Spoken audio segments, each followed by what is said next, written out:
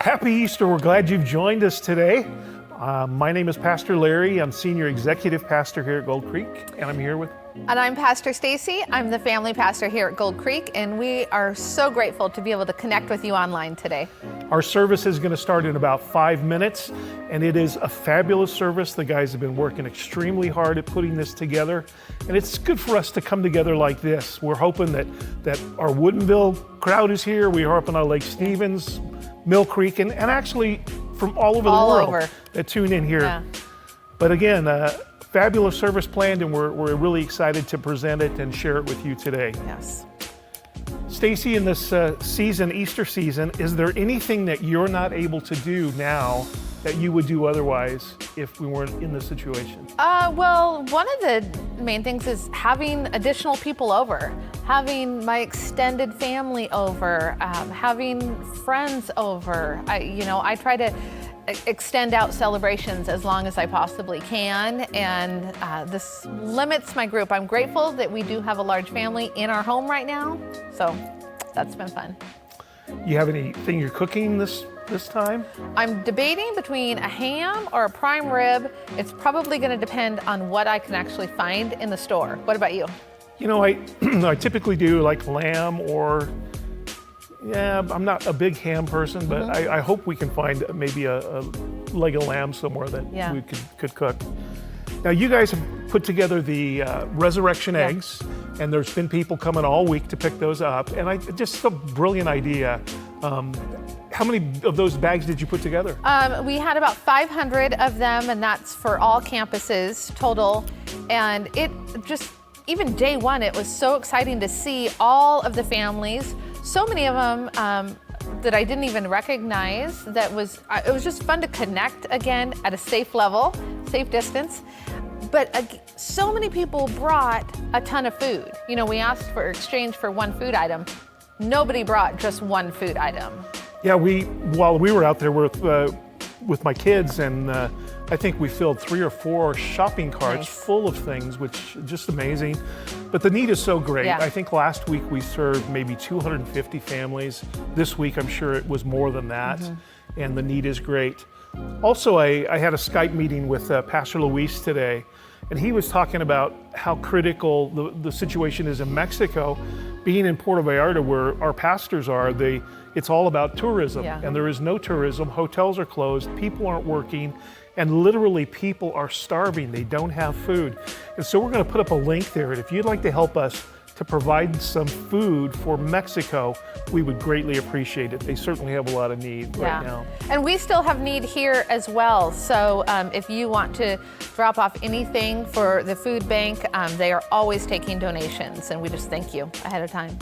So does the Easter Bunny come to your house? The Easter Bunny does still come to our house, and our youngest is 17. He's actually one of the seniors that does not get to participate in graduation.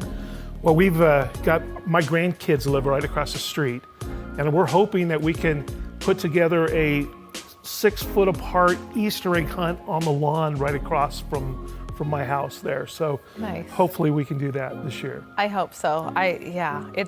We are learning to be very creative in our connections, and I have been having Zoom meetings with my own family. We're planning on having one after Easter dinner, and they're spread out between Cle Elum and Bellingham and San Diego. What about yourself? How far away is your family?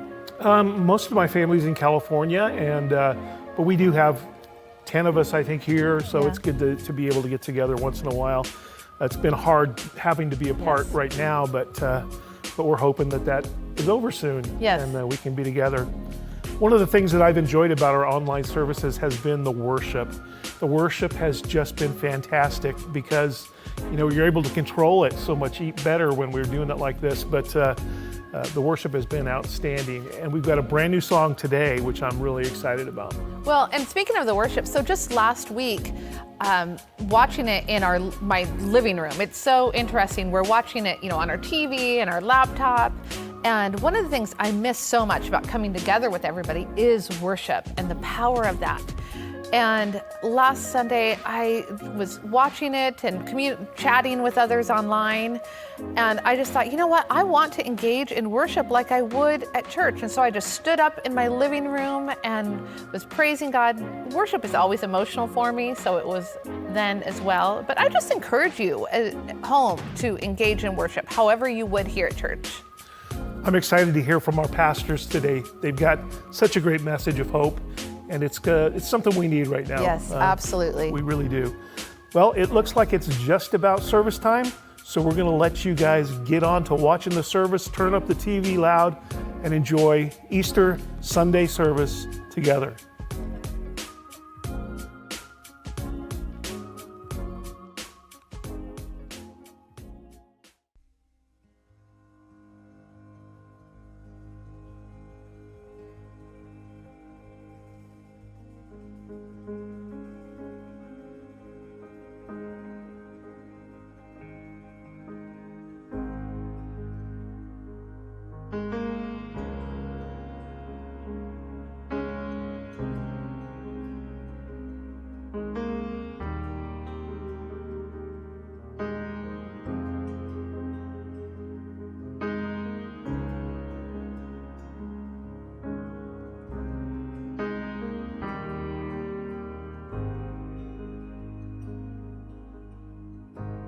Lord bless you and keep you, make his face shine upon you, be gracious to you.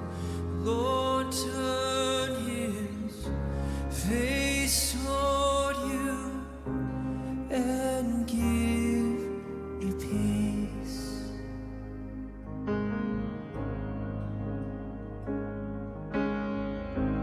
Lord bless you and keep you, make his face shine upon you, be gracious to you.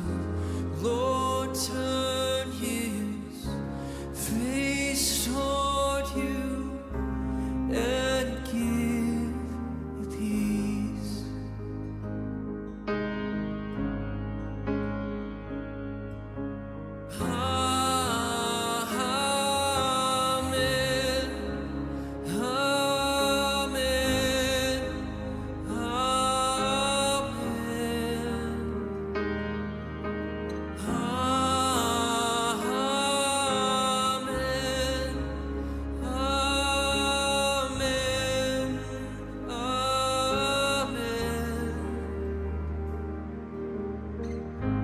Lord bless you and keep you, make his face shine upon you, be gracious to you. Lord turn his face toward you and give you peace.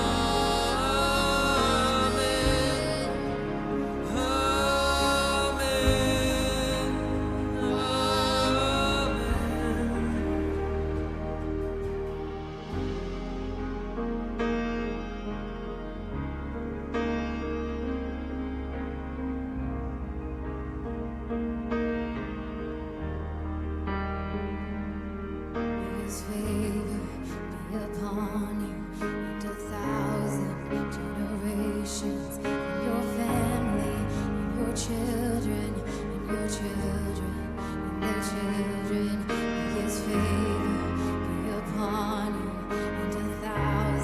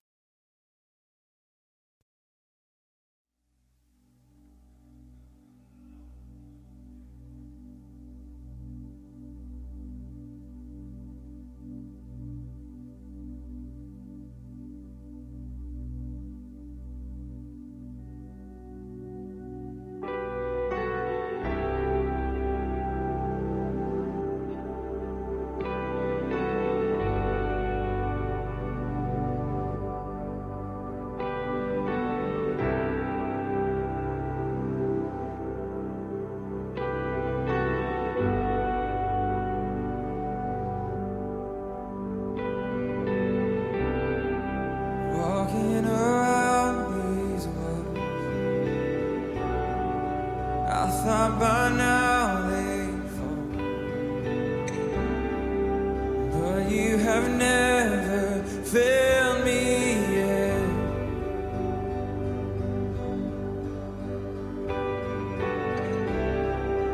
Waiting for change to come, knowing the battle's won,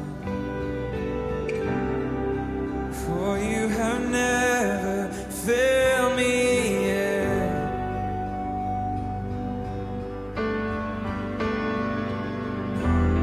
Your promise still stands. Great is your faithfulness, your faithfulness. I'm still in your hands. This is my confidence. You never failed me yet.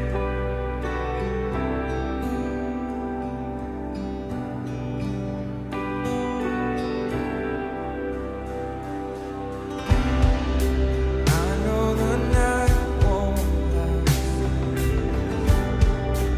Your word will come to pass.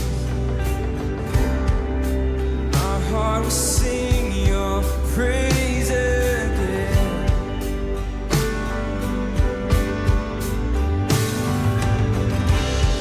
Jesus, you're sailing now. Keep me within your love. My heart will sing your praise again.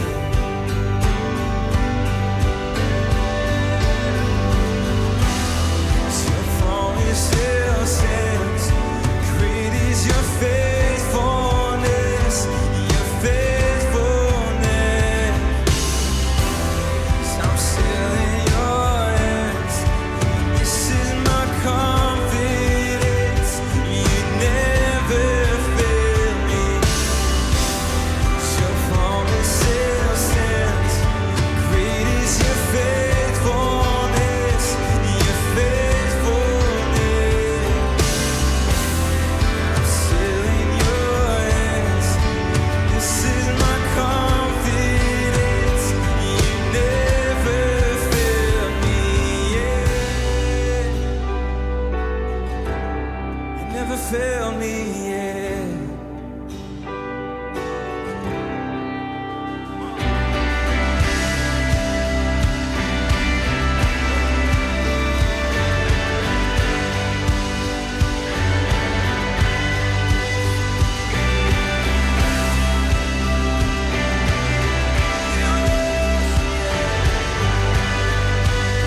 So I've seen you move. I've seen you move. You move the mountains, and I believe I see you do it. You made a way where there was no way, and I believe I see you do it. I've seen you move. You move the mountains, and I believe I see you do it. You made a way where there was no way, and I believe I see you do it. I've seen you move. You move the mountains, and I believe I see you do it.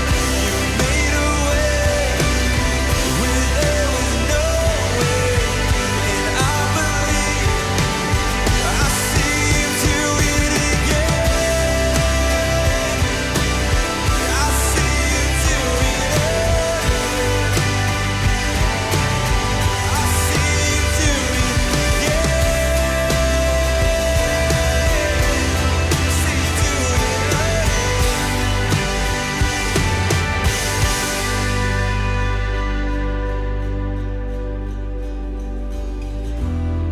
Your promise still stands. Great is your faithfulness, your faithfulness. I'm still in your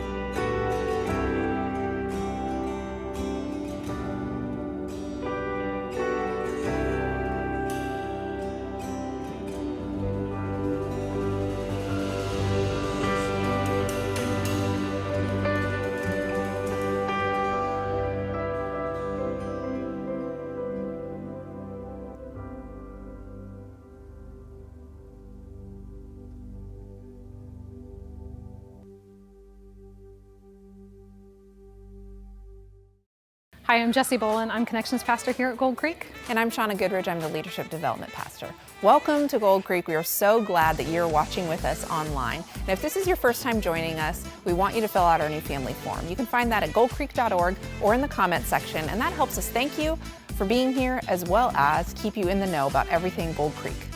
For your Connect time today, we've got a question for you. What's your favorite kind of bunny? Do you like the hollow chocolate bunny? Do you like the filled white chocolate Reese's? What's your favorite kind? I love the hollow ones. I don't know about you guys, but you need to put it in the comments. Make sure you comment with your family. What's your favorite type of bunny? Happy Easter. I'm Pastor Alex, and we're glad you're with us. About 6 feet away from me is Pastor Larry. Let's measure just to be sure. Yeah, we're good. 76 inches. We're good. Happy Easter. We're glad you've joined us. I want you to know something. Here at Gold Creek, we are a giving church. We give to the food bank. We're faithful in our giving here at Gold Creek. But I've often heard that the number one reason people don't give is out of fear. It's this fear of not having enough. What if this Easter season, we don't choose fear? There's so much fear around us. What if we choose faithfulness? You know, about 9 months ago, we as a church, we came together and we got challenged. Pastor Dan challenged all of us in how we do give. And he said, if you're in a spot where you haven't given before, he challenged us to begin to give $25 a week as a family. It's $100 a month. And showed us how the impact would multiply and how we as a church could do even more. Little did we realize that those 100 families that started that last June, of the impact that it would be having today as we as a church can give even more than we ever imagined. So if you're in that spot where you're trying to figure out, well, how do I start giving? Well, what does it look like to start giving? I just want to encourage you, as a great place to start is the $25 a week challenge. So you can pull out your mobile device, you simply pull out your text message, you can type in 77977 in the to box, and then in the message part you type in GC Mill Creek. You'll then get a response back from PushPay, and it'll direct you of how you can continue to give the steps. We're so glad you're with us. Thank you for joining us. Again, happy Easter and stay safe. Thanks for joining Easter 2020 sermon. Man, I'm not here alone because I'm here with you. This is crazy. I've never thought we would come to this place where we would be doing an Easter service with an empty building, but we are. But we're not alone. In fact, I'm not alone either because I got Mr. Jason with us. Hey, great message last Sunday, by the way. That was awesome. It was a killer message. It was a special time. Time. It was awesome.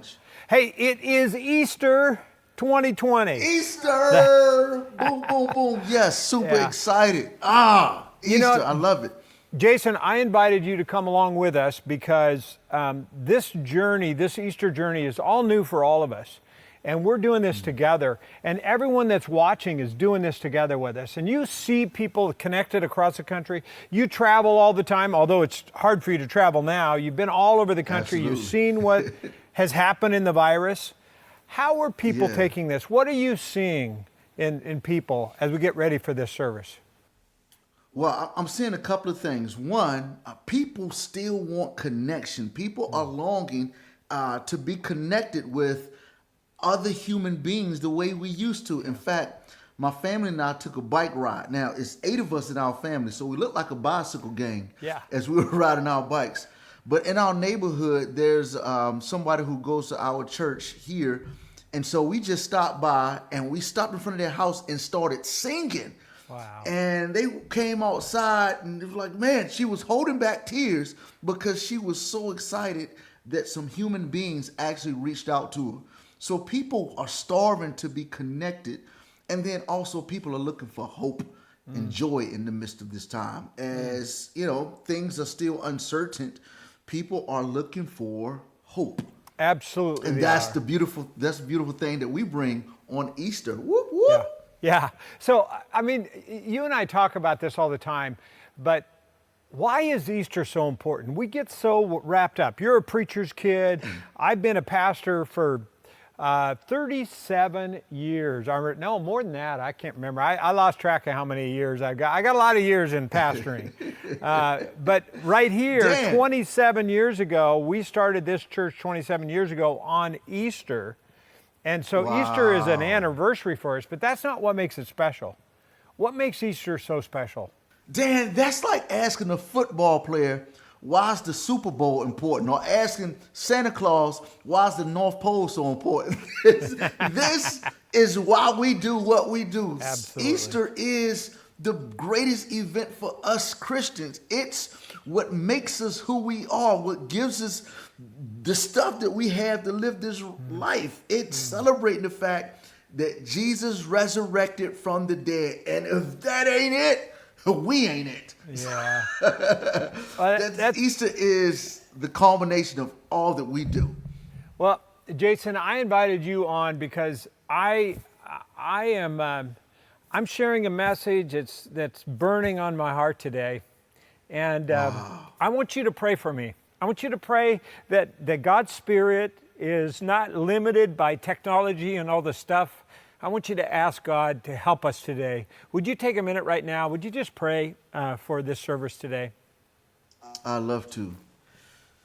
Father, thank you so much for this amazing day that we celebrate called Easter.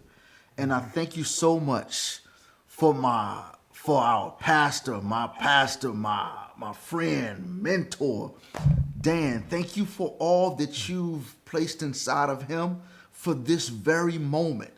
God, there'll be people's lives who will change from today's message. So God, we know that you've done stuff in his life way back when for this very moment. So God, I pray that you eliminate distractions of technology not working, other things in other homes. And God, I pray that you use him right now like never before as he communicates your word, your message of hope to all of us who are listening. Encourage us, challenge us, speak to our hearts, Lord God, so that we are better after this message than we are right now. In Jesus' name, amen. Amen. Well, Jason, at the end of the service, I'm going to invite people to join us in my Facebook Live page. I'm going to go live. Yeah. And I know you and your family are going to get in the chat room and pray with people. So we just say, if you want to talk to Jason, he's going to be at the end. You'll be able to personal message him. He's going to be on my Facebook Live page. I really encourage you to do that. Thanks, Jason, for your prayers. And let's get started. Preach the word, brother. All right, let's get started today. So let's get started with our message today.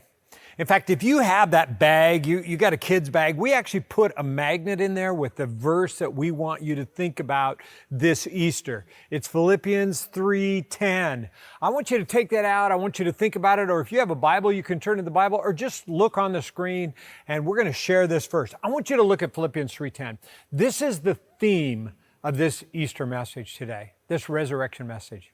And here's what it is. It says, I want to know Christ and experience the mighty power that raised him from the dead.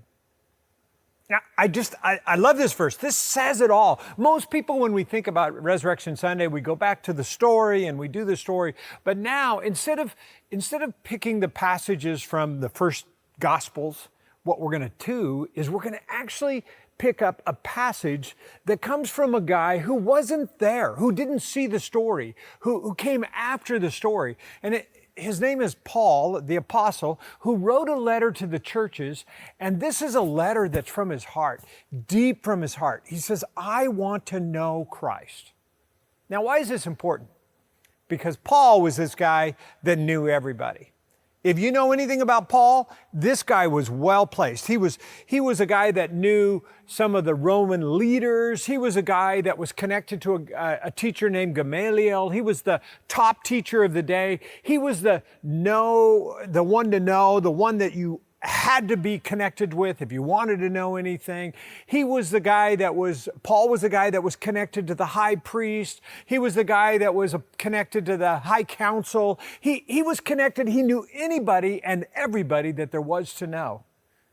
And yet here's what we see in Paul. even though he's so connected, you know what he wants to know? You know who he wants to know? He wants to know Christ. I want to know Christ. You know, I think that's us today. This Easter season, I hope that's your prayer. I know that's my prayer. I want to know Christ. When I looked at this verse, I did a little deeper study. The word know is a Greek word, which is gnosko. It means an ongoing relationship. Let me illustrate that.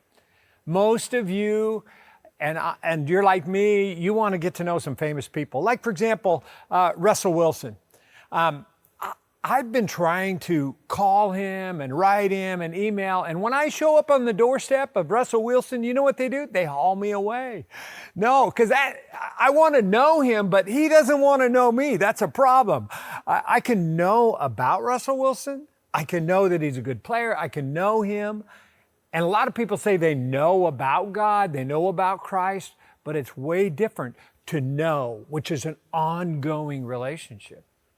I'll give you another example. A couple of years ago, we actually had Tyler Lockett, this famous wide receiver for the Seahawks, and he came to our church, and here I am interviewing him on stage, and then he preached a sermon. I met him in the green room, and I know Tyler Lockett. But I've noticed lately he doesn't answer my texts anymore, and he doesn't answer my emails, and I guess I don't know Tyler Lockett. I want you to think about that for us. To know means an ongoing relationship, and it takes two. And the news is that Jesus is sitting there waiting for us to want to know him because he wants to know us. And Easter is about knowing Christ. He wants to know you and I. And what's cool, he's not just famous, he's God. And if you want to know anybody, the one that controls anything, you need to figure out how to know God. And I love that prayer. So let's make that our prayer. Let's make that what we start with. We say, I want to know Christ. But it makes me ask this question. What does it really mean to know Christ? When I think of what happened for Paul, the reason that he's writing this letter, how he wants to know Christ, when Paul first came into the idea of Christ and who he was, he didn't believe in him. In fact, he not only didn't believe in him, he thought Christ was dangerous for society, and he went around arresting Christ followers. He went around arresting disciples. He went around putting people in jail, even holding the coach while some people were stoned. Paul was a guy that was going down the wrong road, doing the wrong thing, headed the wrong way, and all of a sudden, Jesus shows up on the road that he's on, and he has a head-on collision with Paul. And Paul is shocked. And when Jesus met Paul, Jesus asked Paul this one question: why are you persecuting me? It shook Paul to his core when he finally ran into Jesus, and it changed him forever. In fact, some people would say that the absolute transformation of Paul is some of the greatest evidence that the resurrection actually occurred. That Jesus showed up on the road and changed Paul. I want you to think about this. Maybe Paul's the greatest evidence, but maybe you are too. Because many of you have run into Jesus Christ, who was waiting to have a relationship with you. And like me, it's the best decision I ever made. To know Christ is so, so amazing. And if you don't know him, I hope that's your prayer today, that you want to know him. Now, I was thinking about that. We've all kind of gone the wrong way like Paul. We're all on the wrong road. We've all done the wrong things. And God still runs us in today.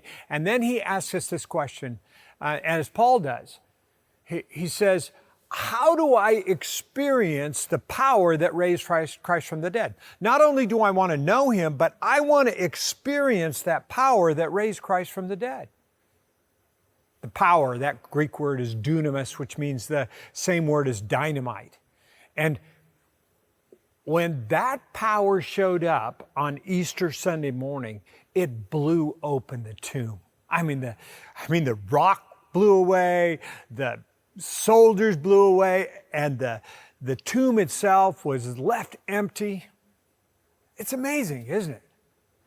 That power is the kind of power I need today, because there's some stuff in all of us that needs to come alive. In fact, I was thinking about that for some of you today. Some of you, your relationships are dead. Your marriages are dead. Some of you, your careers are dead. Some of us, our businesses are dead. Our dreams are dead. And for the most dangerous of all, there's a spiritual deadness in some where they wish they could come alive. They need to come alive. That's what this message is about. Knowing Christ and the power that brings you to life. The next verse actually shares it really powerfully. And it's actually the second part of this verse. I want to suffer with him, sharing in his death. Now, I don't know about you, but many people, when they preach on this verse, they leave this section out. Because who wants to suffer? Come on, you guys. I don't want to suffer. Maybe you want to suffer. It's like sign me up for the coronavirus. I want to go in, take the mask off. I want to get it. So I'm going to go in there and I want to suffer. And I want to die. That's really not what he's saying. That seems like a little crazy talk. But I want to tell you what he's really saying with this verse. You know what he's really saying with this verse? I want to let my stuff die with Jesus Christ.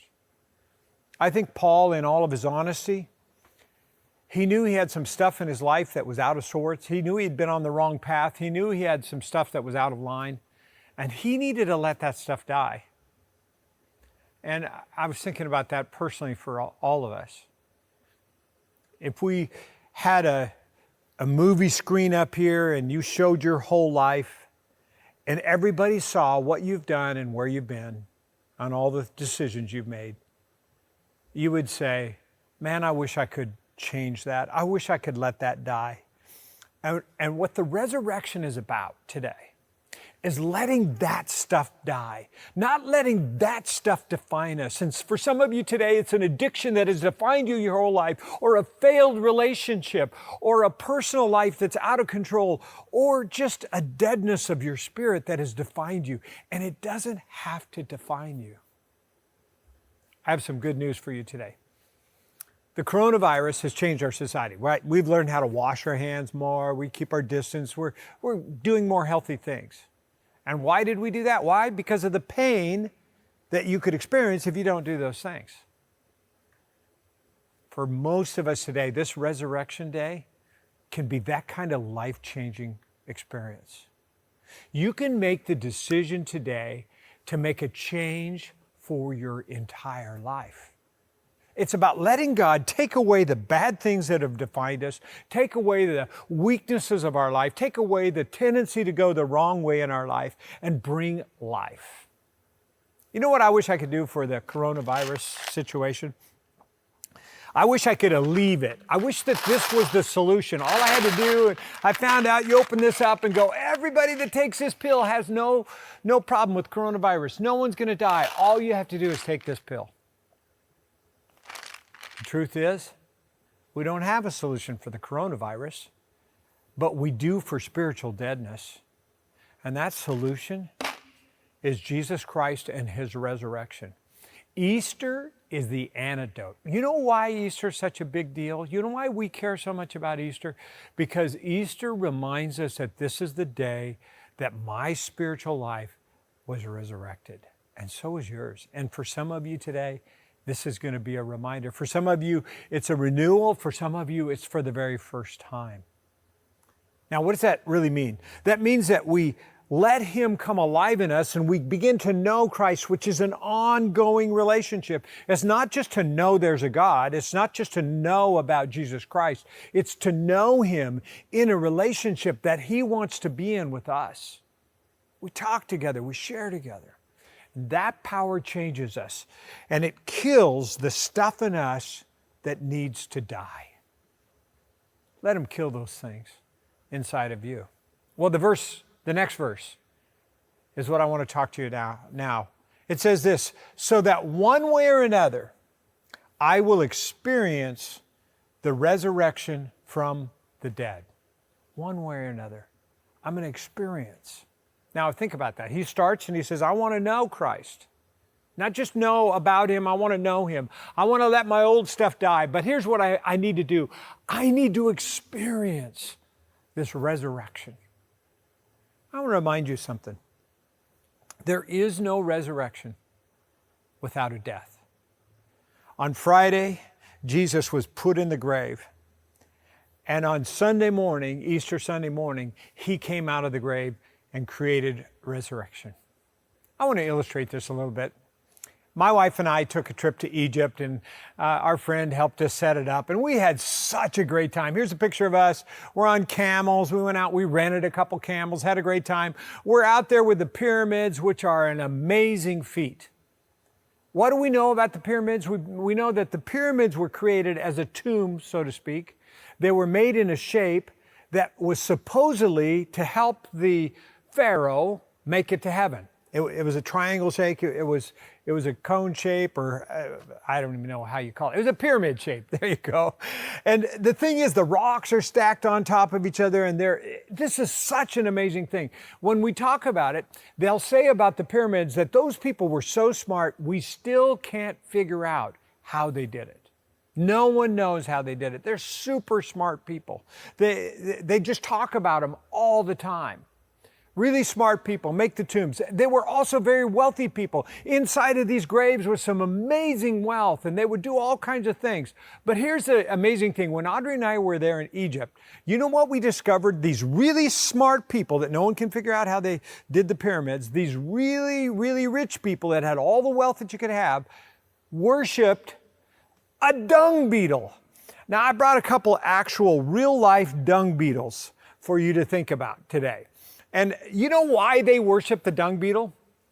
Because they believed that the only animal in all of the animal kingdom, in all of creation, the only animal that knew how to resurrect was the dung beetle. And they wanted and believed in resurrection, and then they themselves wanted to figure out how to resurrect. So they would spend their life praying to the dung beetle, because the dung beetle supposedly had figured out the resurrection. Now, if you don't know anything about dung beetle, I'll just kind of describe this scene here. This beetle here goes out and eats poop. It's just crazy. And then after eating enough poop, I guess, for the day, he makes a big ball, and surprisingly enough, he rolls this ball back to his home. And on the way back to his home, he meets a mate who chooses his mate, or chooses her mate, by the size of the balls. I mean the dung balls that they're rolling here. I can't believe I just said that, but there it is. And so she chooses, and she attaches to the ball. And the thing is, he's actually pushing this backwards. So this dung beetle, these are actual dung beetles. They really stink bad, by the way. These dung beetles are actually pushing the ball backwards. They get lost on the way. They climb up on top of their dung ball, and they look at the stars and the moon and the sun and decide where their home is based on the stars, the moon, and the sun, and eventually make it back to the home, go down in the hole. And the next day, the Egyptians noticed that they would come out completely renewed. So they assumed that this dung beetle knew how to resurrect. But the truth is that these beetles would go down and die, and that the eggs that they laid the very next day would begin to hatch out and come out brand new. You know what I'm reminded? You know, a lot of us are a lot like the Egyptians. There's some people out there that believe that we came from nothing, that everything came from nothing. They believe that there's somehow this incredible creation evolved, and that this complex nature that we have comes from nothing, or from a single cell to an incredibly complex. There's really smart people that are believing in dung beetles. And it's just as simple as this. You know what God wants us to do today? Is to experience a resurrection. I'm convinced today that most of us are rich, most of us are smart, and sometimes we're too rich and we're too smart to just accept the simple fact that the God of the universe came through Jesus Christ, and when he was put in the grave and they wrapped clothes around him and they sealed him in with a rock, and then they sealed him with the Roman soldier seal and the Roman government seal, and then the power of the resurrection blew that all away. The only man that's ever resurrected from a tomb is not an Egyptian. It was Jesus Christ. And that resurrection power that Paul said he wants is the resurrection power available for us. Because here's the news. You can't know Christ like I know Christ until you experience the resurrection power of Jesus Christ. And I want to invite you to experience that today. How do you do that? Just make that your prayer today. I mean, think about that today. How many of us need a resurrection today? For some of you today, this is a dark time for you. You have died in your finances. Your finances need a resurrection. For some of you, your relationships need a resurrection because of maybe even some addictions in your life. For some of you, because of addiction, you need a resurrection in your life. For some of you, your health needs a resurrection. But for all of us today, we all need a spiritual resurrection. And if you haven't experienced that, and even if you have, and you forgot how important that ongoing relationship with Jesus Christ, I invite you to pray a prayer. Would you just, for a minute, just bow your heads? I want you to pray Paul's prayer. I want to know you, Jesus Christ. You pray that. I want to know you. I want to let the stuff in me that needs to die, die. And I want to experience this incredible resurrection. The resurrection that changed history. Lord, change my history. Now I just want you to look at me for a minute. You know, if you prayed that prayer, the great news is today that there's something that's begun in you. It's a power that's so much stronger than you, than any of us. It's the power of Jesus Christ that will change you and help you. But I'm imploring you today, don't do it alone. You know, in just a moment, we're going to have this really neat worship song. For so many that have experienced the resurrection of Jesus Christ, I encourage you to stay and worship, and because you're celebrating your own personal resurrection. But for many of you, I invite you to do something. I invite you today to click the link and go to my webpage or to my Facebook page where Audrey and I, my wife and I, are going to be there live for you. We want to celebrate your resurrection today. And in the side margin and in the notes as we take those lives, I want you to chat with us and tell us, what resurrection do you need in your life? Maybe it's a financial resurrection or a spiritual resurrection or a relational resurrection, or maybe you want to celebrate today that for the very first time you have invited the Christ, the God of the universe, into your life to resurrect you. I'm asking you today to let this Easter change you forever, to experience the power of the resurrection of Jesus Christ. So I invite you right now, the link's there. It's really simple for you to follow. I know some of you are going to stay and follow that and listen to that song. And at the end of that song, I invite you to come and celebrate with us. Those of us that will be chatting live, I invite you to come and watch live and to chat with us. And we're going to pray with you. And we're going to write up the things on the board that you want resurrected. But today, don't let this day go by without making the decision to know Christ and the power of His resurrection. So, as this song begins, you click over. I'm waiting for you right there. We're ready to talk with you live. Pastor Jason's even going to join us. He's going to chat along the way. Join us live, would you, right now, and let's pray for God's resurrection power in your life.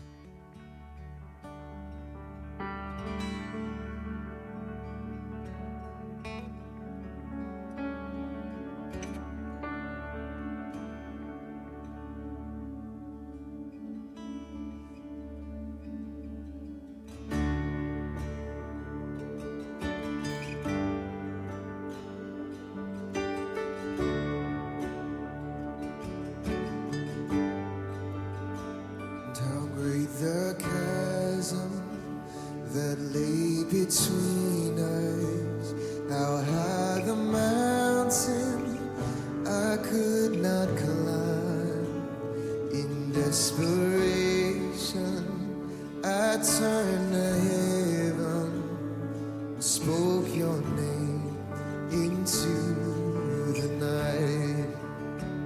Then through the darkness, your loving kindness tore through the shadows of my soul. The work is finished, the end is written. Jesus Christ, my living hope.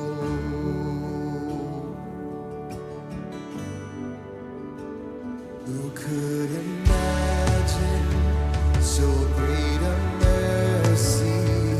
What heart could fathom such boundless grace?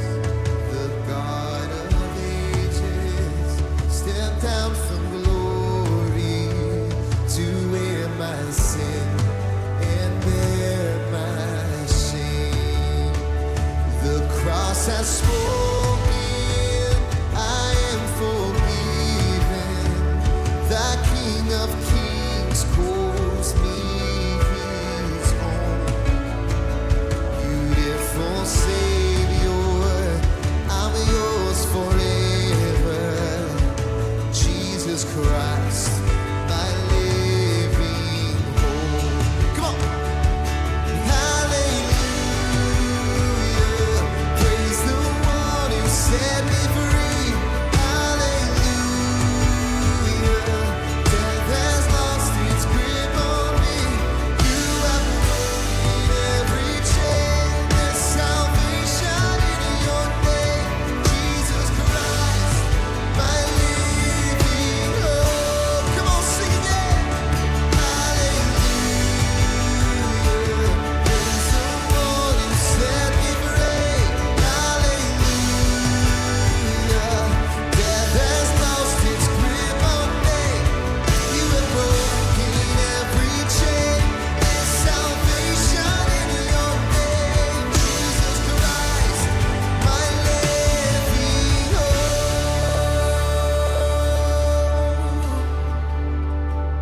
Then came the morning that sealed the promise.